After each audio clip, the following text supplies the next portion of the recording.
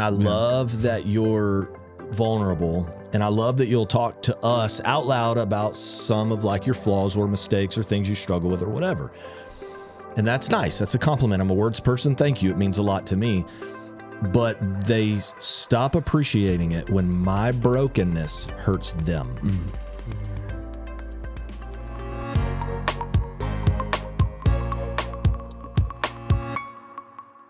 Hey, everybody, welcome to another conversation here with Pastor Josh. Well done. Well done. Thank you. Nope. It's your birthday! It's party time! Oh, he's left the table. What is happening? I'll dance until he comes back. Oh, my gosh. Party. Holy Birthday. Party. cow. 25 forever. Are we going to wear these?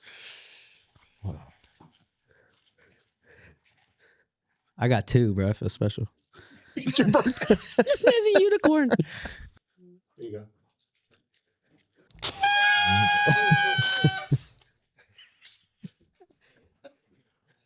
What has he got more? Dude. Oh, I should mute that. We don't do birthdays lightly around here.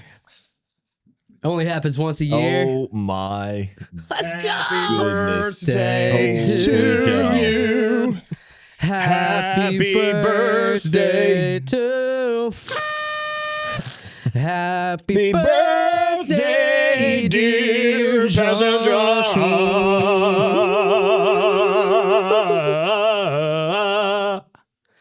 Happy birthday to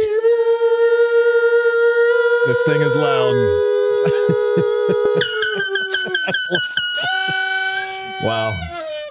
Wow. What I like is that the cake the cake matches the unicorn card that Trevor gave me. Oh my gosh. Now listen, you cannot open this on the show. But I at least wanted to show, I got you this bucket because you talk about your truck. And I also just wanted people to know that I'm a good cousin and I got you a gift. You are That's it. over the top. So that was a low key pat myself on the back. He's all right. Oh man. I'm only 41 though, so Happy 34. no, it's not true. I am 43. But I'm gonna live to 110, so forever. I got plenty of time. I'm a little out of breath. All right. Favorite birthday ever.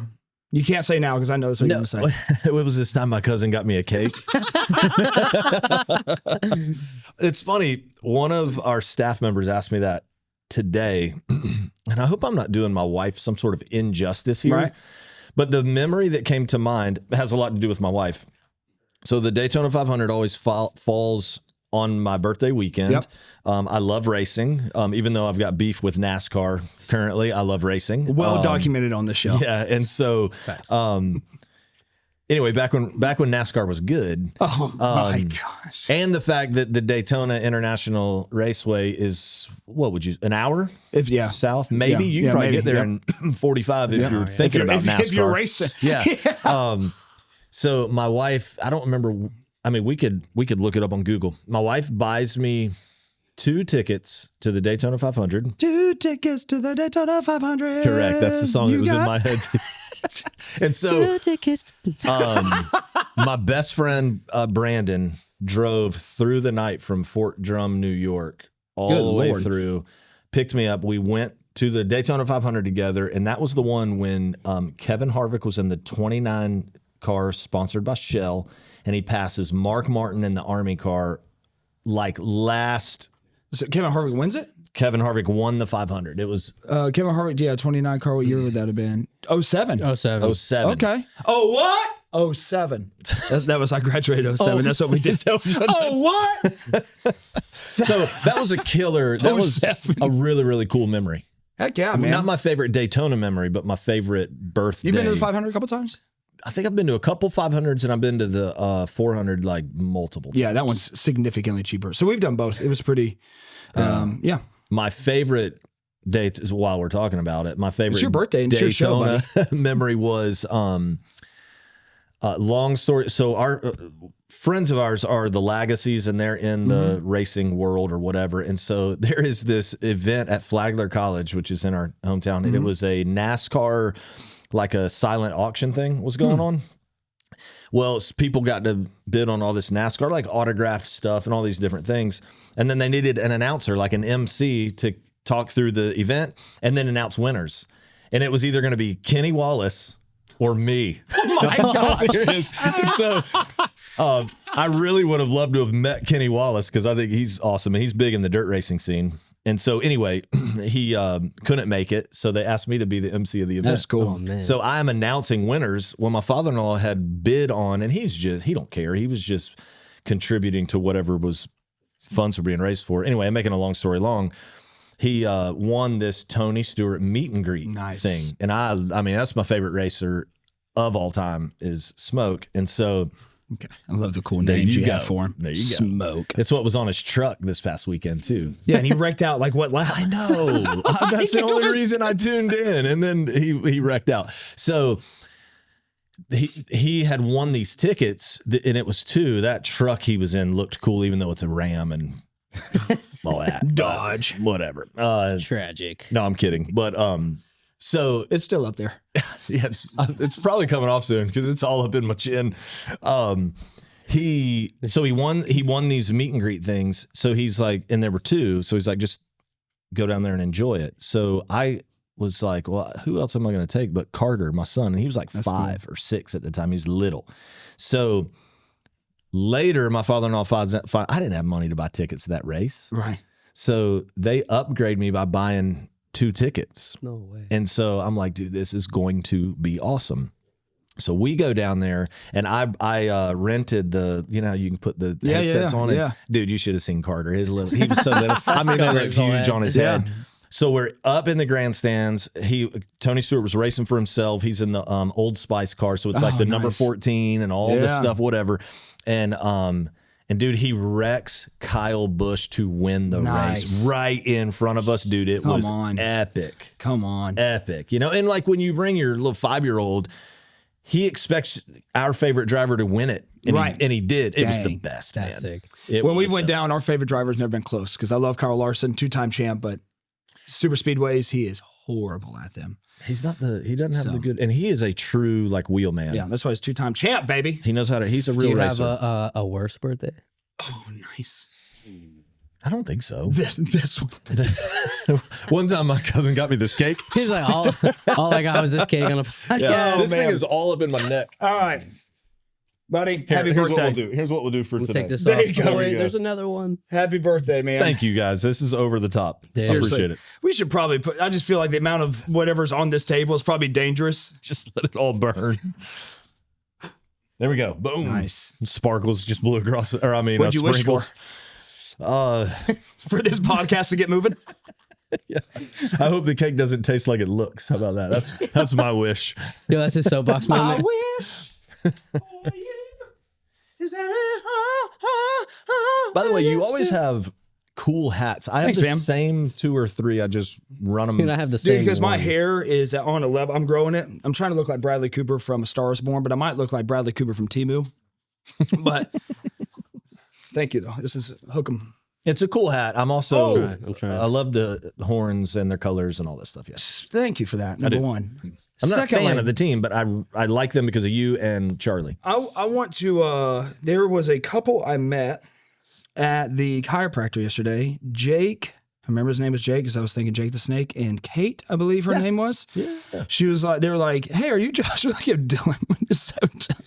I like it a lot. Well done. I got mine. You got celebration doesn't end. The celebration doesn't end. 8 minutes in, it does not I'm end. Mexican. We have long parties. I'm sorry to all the listeners that you've had to deal with my birthday so far. It's all right. We chapter this up. They know by now they can skip if they want to. I'm sure skip. they're all at home with their own party hats celebrating. Dylan also got me my favorite Celsius. Amen, so brother. thank you, brother. Appreciate Amen. it. Yeah. So anyhow, they said hello. They're like, "Hey, are you Josh Hershey's cousin?" I was like, "No, Josh Hershey's my cousin." No, I didn't say that. I didn't say that. I was like, "Yeah." And they said we watch the podcast all the time. So Jake and Kate, am I right on that? Yep. Thank you guys so much for watching. It means a lot for sure. They're awesome, man. They serve in our church. Jake's on safety. I could see that. Oh, he looks. Yeah. He's a cool cat. And then Kate serves in headlock. kids, which is awesome. And Nice. so, yeah. Heck yeah. Anyhow, just want to say what's up to you guys. Can I make a shout out? And go ahead, man. buddy. Sarah and Hope at Kookaburra, dude. Shameless plug. It's like the best coffee I ever had, dude. Do they watch? Probably not. They're about to. They're about to. Next time I go, I'm gonna put them What'd on. you order? I got the. It's like a mocha nut. I think is what it's called. Oh, okay. All right. It's like man said mocha probably caramel or mocha coconut. Some I don't know. It's incredible. I like the honestly, it's like I don't like a ton of drinks there, but the honey badger is really We'll good. edit I that feel out. like that's classic, right? Yeah, I Honey like it. Badger's classic. Oh, the honey so- badger. Yeah, that's what I usually get. But I'm like Right. a mocha I think that's guy, so pretty I tried classic. this. Nice. It's pretty good. I like it. Nice. Awesome. All right, buddy. It was your birthday. You did something a little special. Well, thank you. And Very much especially over the today, top. the amount that we're filming in one day today is, and when this comes out, it would only been 24 hours ago that we filmed it. So you can still wish Pastor Josh happy birthday and still write him a nice check. So anyhow, so we're talking about the series that COTR is in right now, Misfit Mindset. And for me, sometimes I get to sit in these meetings. I feel like that's pretty well documented on the show. I get to sit in these things and hear how it comes out. But this one, I was not. I didn't get to sit in any of the Matrix meetings on this. So The reason that Trevor sits in meetings, by the way, is he helps us with some graphics and creative, and so he not only leads the church, he does a lot of things to assist us. So we appreciate. Yeah, and I love doing it. It's fun, and it's a blessing for sure. And one of the things I was thinking about in this is like, how did this series even come about? The way we wrote it down for the question is, when you first sensed the Lord leading you toward Misfit Mindset, what was stirring in your heart personally before it ever became a series? So the word misfit has kind of always been this word I've embraced a little bit. And I think it has a lot to do with my story some. I think it has a lot to do with the reality of like being a Christ follower and how we are in this world, not of the world. The Bible says things like come out from among them, being like the world, and be separate and different. And so to be a disciple, you should therefore, my word, be a misfit. Right. You're going to stand out. The definition of misfit says that we will conspicuously and sometimes uncomfortably stand out if you're a misfit. And so that's kind of where it came from. And then several years back, we do these, I feel like I'm saying too many times. Let's pay attention. Let's do a count.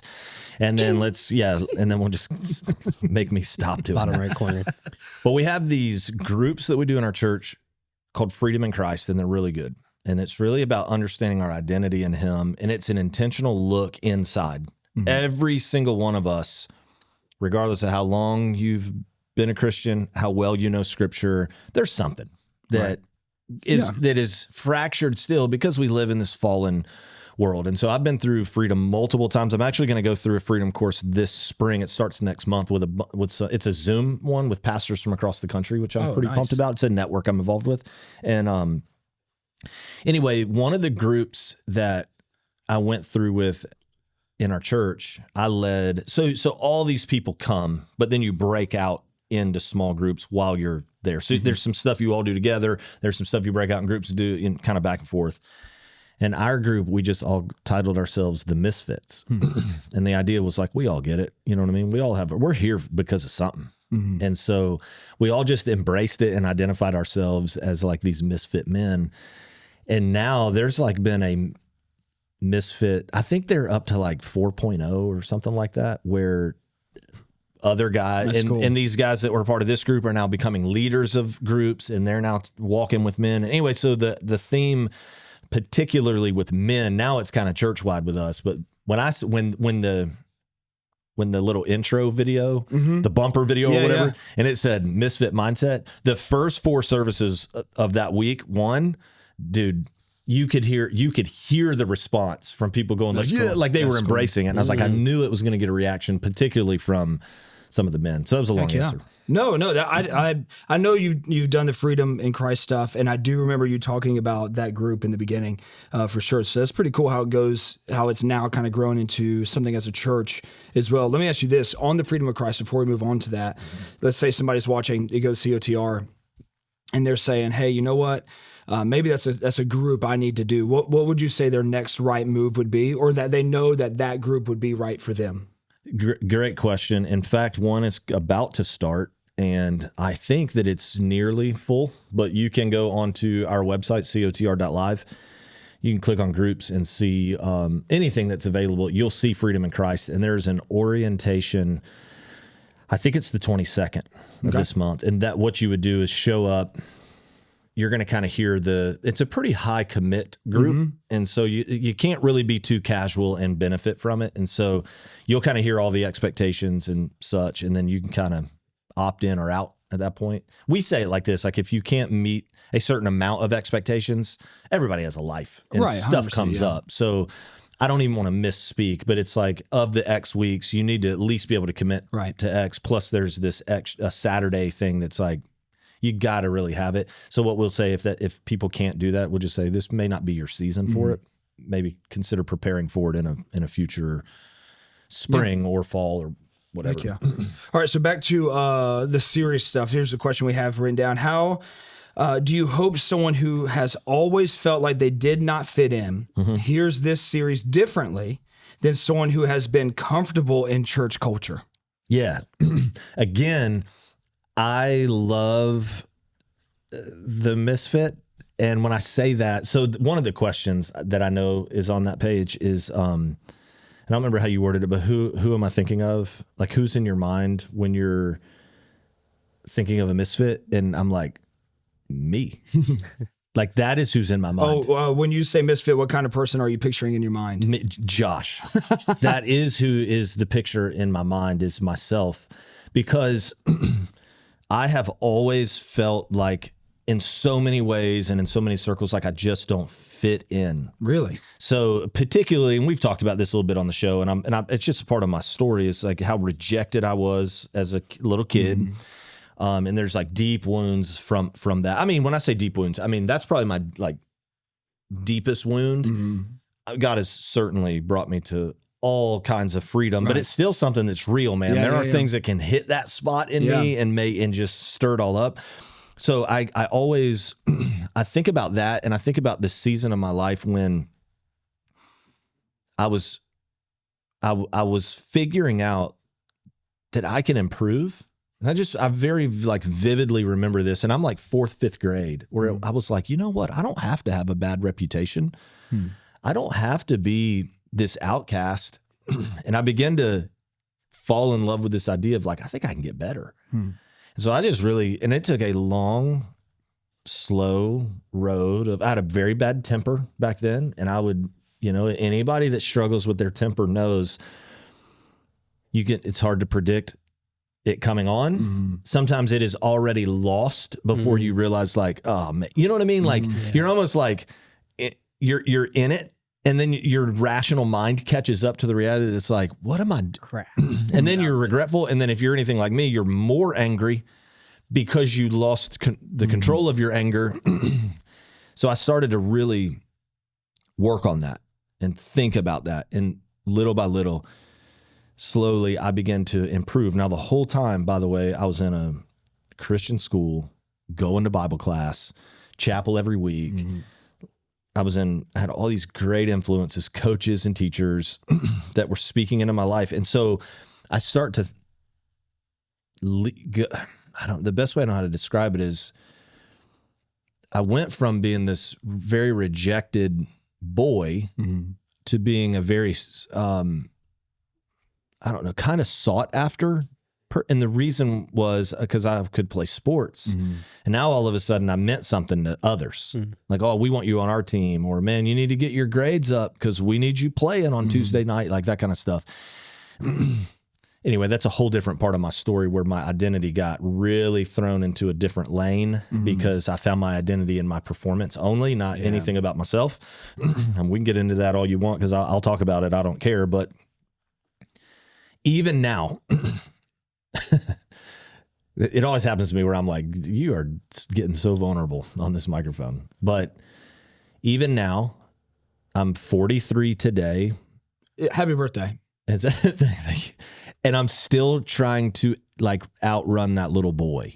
Still. Like, don't be dreaded. Don't be the guy people don't want, right? But at the same time, I still oftentimes feel like a misfit. Mm-hmm. Like even you throw me in, I intentionally connect with pastors. I search for mentors. I look for heroes and mentors and peers and apprentices, I call them, that I can pour into. But you get me around like a big group of my peers, and I still feel like I'm the weird guy. Really? I feel like I have different opinions and thoughts. I sometimes question, like, why am I here? Mm-hmm. You know, and like an imposter syndrome almost. Maybe kind of. Yeah. I don't know that I best understand that definition, but it's like, all right, I'll give you an example. And I don't mean to sell out, and nobody listens to this that is going to be in my like group that I Zoom with. But dude, I'll be on these Zoom calls. They happen every month. Mm. And we'll have conversations. We'll watch a teaching together and then have conversation about it. And people, all these guys, man, they'll just say these things. And then the other guy's like, yeah, man, blah, blah, blah. And then it's like, you said a thing and that makes Dylan interact. And then Dylan said a thing. And then now the other guy's in there. Blah, blah, and then like, I'll say like, well, what stood out to me was, and it's just like crickets in the room because I'm coming from left field.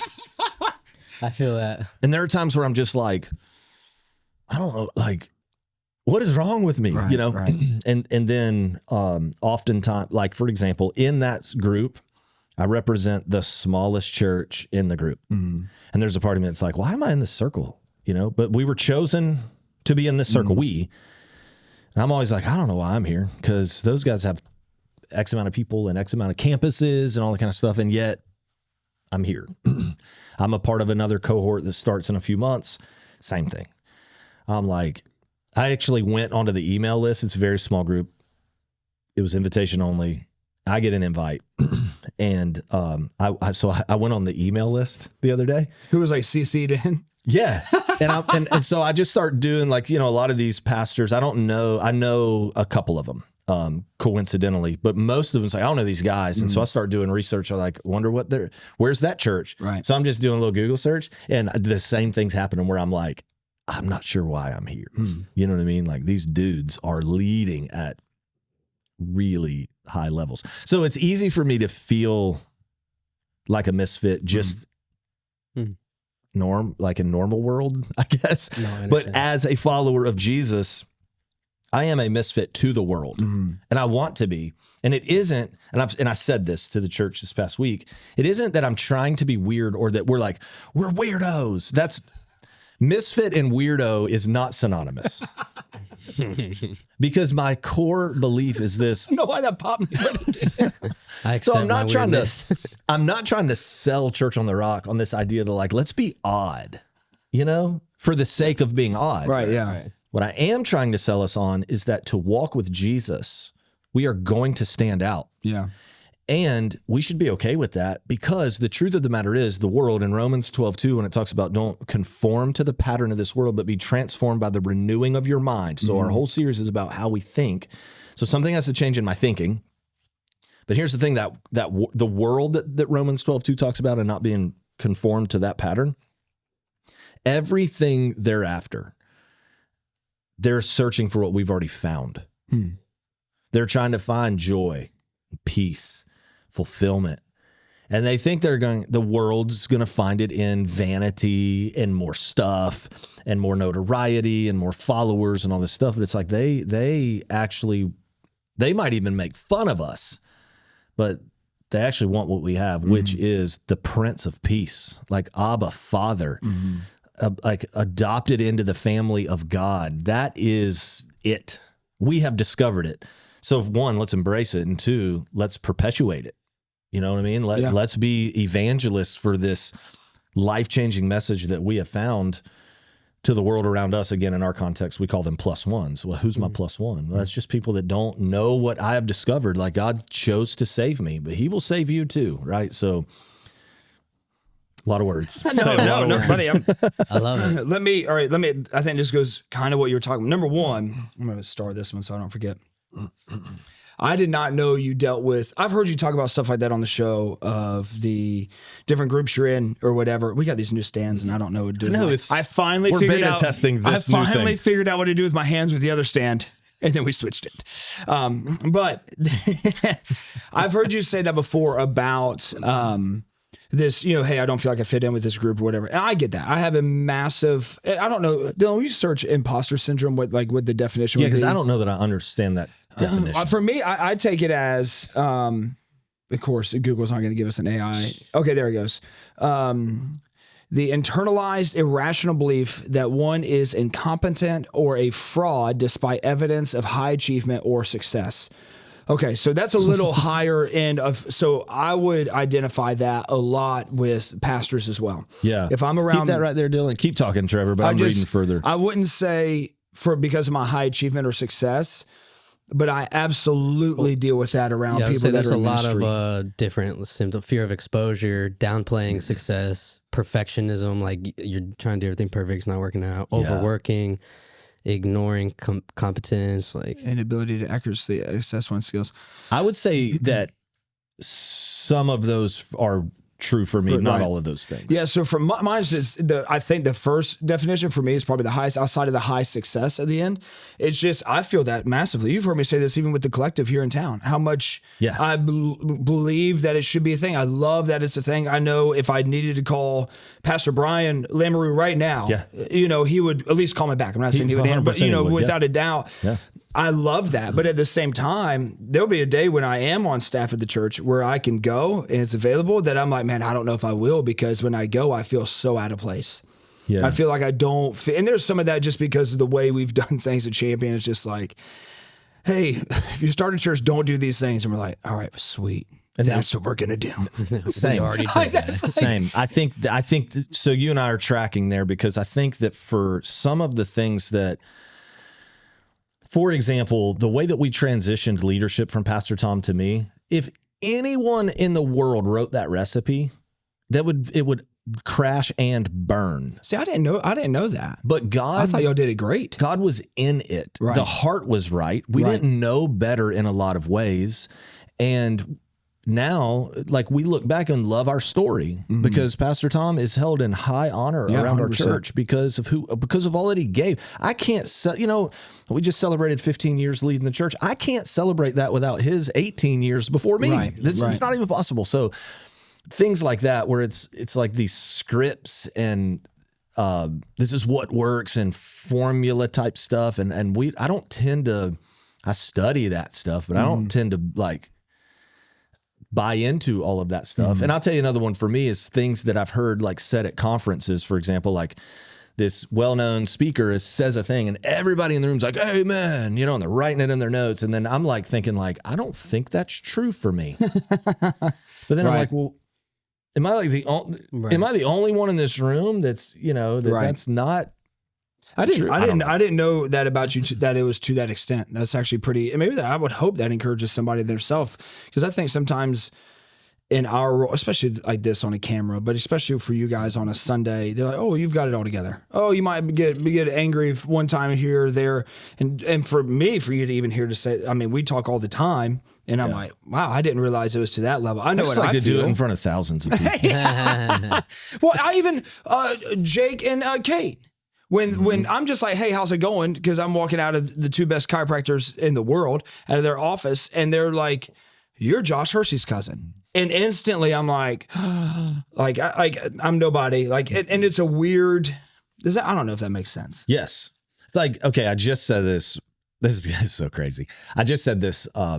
It might've been today or yesterday in a meeting that I was in, that, and this for sure, as just being a pastor, that nothing hurts more than when somebody chooses to leave your church. Oh, 100%. Even if it was from death, you're still angry at them. It's hard. It's hard. Like, it's very difficult. It feels so much like rejection. Sorry, I cut you off. Go ahead. It does. It feels like rejection. And I joke, but this is true. Like, I can't tell you how many times people have sat with me and they'll say things like, it's not you. And then everything they describe is what I lead. Yeah. And I'm like, it is me. I made that decision. Yeah. It's okay. And so it's like, I hear you, but I said this, and this is, I don't know, this is just a reality. This seems to be true. All right. So I'm just be my therapist, I guess, but people seem to appreciate from me, because I hear this often, how transparent I am about being imperfect. Mm-hmm. there's like an appreciation for like, I love that you're real. I'm one of them. And I love that you're vulnerable. And I love that you'll talk to us out loud about some of like your flaws or mistakes or things you struggle with or whatever. And that's nice. That's a compliment. I'm a words person. Thank you. It means a lot to me. But they stop appreciating it when my brokenness hurts them. And then something changes, right? And so many different times, by the way, I can say this with total integrity. I have never, ever had like an impure drive or motive as a leader of our church. I have made mistakes, no doubt about that. But I've never have I been like, you know what I'm saying? Let's see. There's never been a hidden agenda, some secret like initiative, nothing. Right. I'm trying to lead well. And you know, when I look back on that, I mean, I could beat myself up for a gazillion things over the years. And I'll bet you that 2 years from now, I'll look back on today and be like, what an idiot. I'm sure I will. But when a mistake gets at somebody, you know what I mean? And then it creates like a pain in them. And it's like, well, I've tried my best to tell you the whole time I'm not perfect. Right. But now it feels like I'm being penalized for it. And it's not that I am sorry if my flaw hurt. You know what I mean? Like that hurts me. I can't tell you how many lessons I've learned at someone else's expense. I don't know a greater pain than that. You know what I mean? Yeah. It's like, oh, well, I got a little better as a leader, but it cost you, dude. I've had a few of those.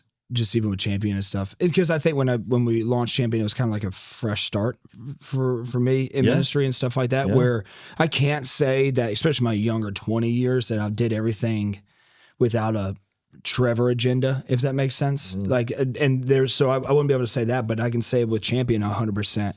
I'm right there with you of like, this has been for the betterment of the church without a doubt. But when you know you hurt people, even if it got nasty behind the scene, and we can take out as much as you want. Like, I'm not trying, but you know what I'm saying? Even if things were said that nobody will ever know about, except the people that were in that room or on that call or whatever, it still sucks when you know you hurt somebody. For sure. It's just one of the worst feelings in the world. And maybe maybe you can apply that all, but for me, especially like in church world, it's like, man, because we just want to help people. Correct. Like, we just want to help people win. And like for us, like, we just want to help people champion every season. For y'all, help people become fully devoted followers of Christ. Like that is the goal. Right. Period. I think you would agree. It's not buildings. It's not even groups or missions or the gathering. It is, can we help people? Exactly. Right. And you can help them through all that 100%. Your vulnerability has helped me be vulnerable myself. I wish I could remember what sermon it was. I was doing a little like walk around the neighborhood, and I was listening to your Sunday stuff. I think this is even really before. Well, this is way before we started the podcast. You were vulnerable about something, and you kind of went along the same lines, and it wrecked me on the walk. Like I was, because I'm like, man, I'm not that honest. Of like but it helped me start taking steps in that right direction. Where even like the biggest, we were talking about right before with the guy behind bars, our biggest episode we've ever had was addiction. And then the next one after that was self-harm.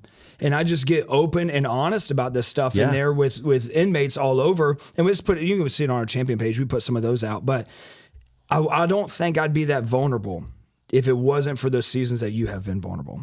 Oh, well, thank you. And I don't know how to lie.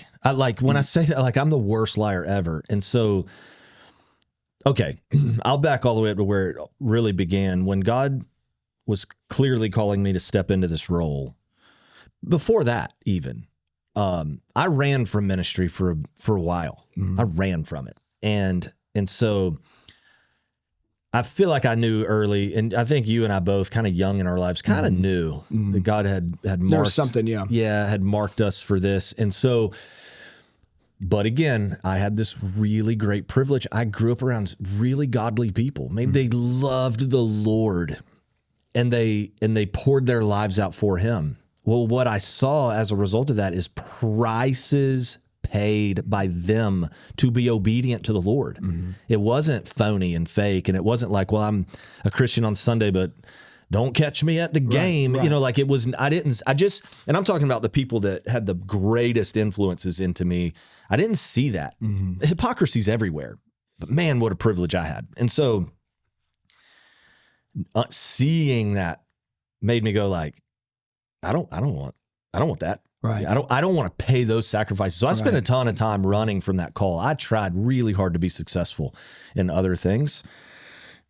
And I've never, Here we are. never was I successful anywhere else. And I mean, success is relative even now, you know, who defines, I don't know. Anyway, that's a different thing. But I had this, as I knew God was calling me into this, my fears, all right, my greatest fears were, one, like, what if people find out that I'm a messed up person, like I'm not perfect? And there was a real fear in that, like I'm supposed to be a leader and a godly one. That's a high bar, I felt like. And then the other fear was, what if I burn out?